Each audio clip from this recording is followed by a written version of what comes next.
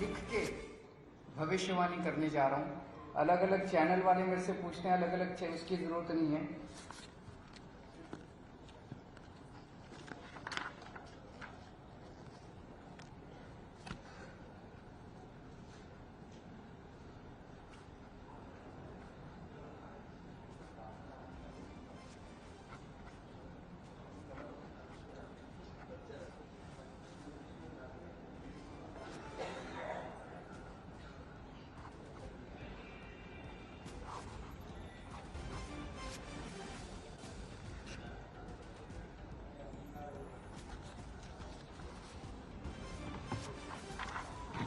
गुजरात में आम आदमी पार्टी की सरकार बन रही है। ये आज आप नोट कर लीजिए, ये भविष्यवाणी भी नोट कर लीजिए और ये भविष्यवाणी सही होगी। 27 साल के शासन के बाद, कुशासन के बाद अब गुजरात की जनता को इन लोगों से रिलीफ मिलेगा।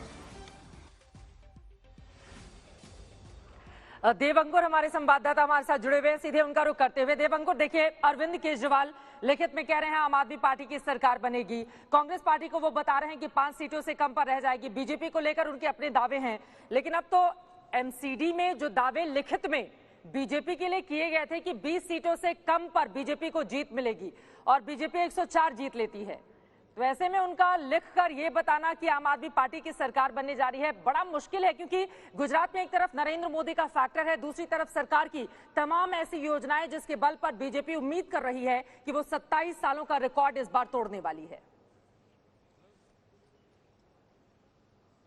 बिल्कुल चित्रा, आप और हम जानते हैं कि राजनेता कई प्रकार के दावे करते हैं, पर जो कैंपेनिंग हमने देखी है गुजरात में ग्राउंड पर, जिस तरह की लोगों को अप्रोच रही है आम आदमी पार्टी की, यहाँ पर सबसे बड़ा जो फर्क है आम आदमी पार्टी और कांग्रेस और बीजेपी के बीच में वो ये है कि आम आदमी पार्टी के पास जमीनी स्तर पर संगठन नहीं है। गुजरात में जितने भी लोग हमने देखा कि आम आदमी पार्टी की स्ट्रैटेजी ये रही कि बड़ी बड़ी पब्लिक सभाएं करने के बजाय लोगों से डोर टू डोर मिले, रात के समय में प्रोजेक्टर्स लगाकर बड़े बड़े नुक्कड़ सभाएं करते हैं। ये लोग गांव में जाकर बताते हैं कि किस तरह से पंजाब और दिल्ली में जो उनका कहना है कि हमारी अचीवमेंट्स रही हैं, भले ही वो क्लिनिक को लेकर हो, स्कूल्स को लेकर हो, शिक्षा को लेकर हो, स्वास्थ्य को लेकर हो, तो इस प्रकार की स्ट्रैटेजी रही है आम आदमी पार्टी की। और जितने जमीनी कार्यकर्ता गुजरात में आम आदमी पार्टी के रहे हैं, मैंने फर्स्ट हैंड जो देखा है वो बता सकता हूं आपको चित्रा, कि तमाम जो कार्यकर्ता आम आदमी पार्टी के रहे हैं उसमें से 95% दिल्ली और पंजाब के लोग यहां पर आकर उन्होंने पार्टी के लिए कैंपेनिंग की है। अब अगर ऐसी आप जो पूरी कैंपेनिंग आपने चलाई है तो कहीं ना कुछ ना कुछ कमी रह जाती है लोगों से पर्सनल कनेक्ट करने का। पर जैसा मैंने पहले भी कहा चित्रा, गुजरात में मुद्दों की कमी नहीं है, स्थानीय मुद्दे कई हैं, बेरोजगारी है, गरीबी है, महंगाई एक बड़ा मुद्दा है। जितने भी लोगों से हमने बात की उनमें से कईयों ने कहा महंगाई जो है, जैसे गुजरात में कहा जाता है महंगाई को महंगाई कहा जाता है, उन्होंने कहा कि महंगाई जो है वो मुद्दा है, हमारे लिए भी है यहाँ पर ये जो चुनाव लड़ा गया है बीजेपी का वो नरेंद्र मोदी के नाम पर लड़ा गया है और इन तमाम जो मुद्दे हैं, स्थानीय मुद्दे, उनको ओवरशैडो किया है। अगर आम आदमी पार्टी, देखिए मेरा जो जमीनी आंकलन है, हो सकता है मैं गलत भी हूं, 10 से ज्यादा सीटें इस बार नहीं जीतने वाली, पर अगर वो 8 या 9 सीटें भी जीतती है और अगर 5 साल संघर्ष करती है, अपने संगठन को बिल्ड करती है, तो बेहद मुमकिन है कि 2027 में वो बीजेपी को टक्कर दे सके, एक प्रिंसिपल विपक्ष के तौर पर उभर कर आ सके। पर इस बार साफ तौर पर लग रहा है कि आम आदमी पार्टी सरकार नहीं बनाने जा रही है गुजरात में, बीजेपी का बहुमत आने वाला है। और अगर जिस तरह से इंडिया टुडे ग्रुप का जो अपर लिमिट आया है 151 का, अगर वो आ जाता है सही में, तो मानकर चलिए कि 1985 का जो 149 का कांग्रेस के भरत सिंह सोलंकी ने अचीव किया था उसको बीट कर जाएगा और बहुत बड़ी जीत होगी, जिसकी रिपरकशंस या जिसकी जो रिपल्स हैं वो न केवल गुजरात तक सीमित रहेंगी, 2024 तक भी पहुंच सकती हैं। बिल्कुल, और इसीलिए बीजेपी ने इतनी ताकत भी झोंकी है। प्रधानमंत्री ने खुद ये माना जा रहा है कि इसे गुजरात पुश कह लीजिए 2024 के पहले। पंकज उपाध्याय सूरत से हमारे साथ जुड़े हुए हैं। पूरे अगर हम देखें तो गोपी एक हिस्से में है जहां पर कई लोग यहां पर हैं, चाहे वो हार्दिक पटेल हो बिरमगाम से, अल्पेश ठाकुर हो गांधीनगर दक्षिण से, तो आप जहां पर मौजूद हैं वहां पर 2 चेहरे, अल्पेश कठीरिया जो कि चुनावी मैदान में है और साथ ही गोपाल इटालिया। अल्पेश है विराछा रोड से और गोपाल इटालिया है कतरगांव से। मेरा आपसे सवाल ये है कि आम आदमी पार्टी ने इन 2 चेहरों के बलबूते पटेल वोट्स को, पाटीदार वोट्स को अपने तरफ करने की पूरी दाव एक तरह से उन्होंने चली है। क्या समझ में आ रहा है?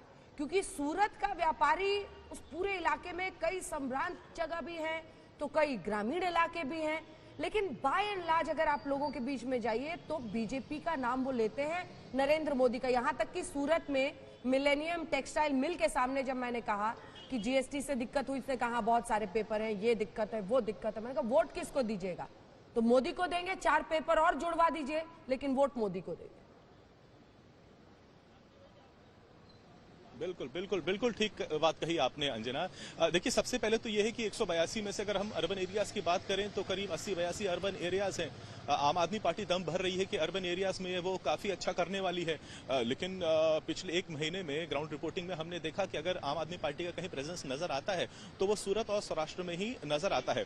हाँ, इस बात से मना नहीं किया जा सकता है, this thing can not be denied कि आम आदमी पार्टी ने काफी वो नोटिसेबल फैक्टर जो है वो जरूर पैदा किया है, लोगों की नजरों में वो जरूर आए हैं, लोग उनकी बातें जरूर सुन रहे हैं। और जैसा कि आपने बिल्कुल ठीक कहा, सूरत में ही जो डायमंड इंडस्ट्री में काफी जो लोग हैं, टेक्सटाइल इंडस्ट्री में जो काफी लोग हैं, अब अगर पूरे गुजरात का हम देखें तो करीब 15 लाख लोग हैं जो कि डायमंड इंडस्ट्री में मौजूद हैं। सूरत में ही लगभग करीब 7 लाख ऐसे हैं जो डायमंड इंडस्ट्री में हैं, और इसमें से कई एक लार्ज परसेंटेज ऐसी है जो सौराष्ट्र से आके अब सूरत में वो बस गए हैं। ग्राउंड जीरो पर जब हमने बात करी तो हाँ, काफी वर्ग ऐसा है जिसका मानना था कि जी हाँ, जब डिमोनेटाइजेशन हुआ उनको परेशानी हुई, जीएसटी के मुद्दे पर वो कहते हैं हाँ परेशानी हुई, परिवर्तन की भी वो बात करते हैं, वो भी कहते हैं हाँ कि हम अरविंद केजरीवाल को सुनते हैं, बात वो अच्छी करते हैं। वो जब बिजली की बात कर रहे हैं, स्कूल बनाने की, अस्पताल बनाने की बात कर रहे हैं, गैस सिलेंडर कम करने की बात कर रहे हैं, बेरोजगारी अलाउंस देने की बात कर रहे हैं, वो कहते हैं अच्छी बात है, उससे कोई डिनाई नहीं कर रहा है। लेकिन वो कहते हैं जब भरोसे की बात आती है तो भरोसा उनका नरेंद्र मोदी पर है। यानी अभी तक चाहे वो जितनी भी बात कर रहे हैं, भीड़ चाहे आम आदमी पार्टी जरूर जुटा रही है वराछा रोड में, जहां से अल्पेश कथीरिया चुनाव मैदान में है, चाहे वो गोपाल इटालिया की कॉन्स्टिट्यूएंसी क्यों ना हो, भीड़ जरूर उमड़ रही है, लेकिन लोगों का कहना है जब भरोसे की बात आती है तो भरोसा उनको नरेंद्र मोदी पे है। बिल्कुल, ये बड़ी बातें आप कह रहे हैं। देखिए, सुरक्षा के मद्देनजर भी व्यापारियों का सबसे ज्यादा कंसर्न होता है। शायद यही कारण है कि भारतीय जनता पार्टी के तमाम बड़े नेताओं की ओर से सुरक्षा के मुद्दे को भी जगह जगह हर मंच से उठाया गया, ये बताते हुए कि 2002 के बाद देखिए दंगे को रोक पाने में भारतीय जनता पार्टी की ही सरकार रही जो पूरी तरह से कामयाब रही।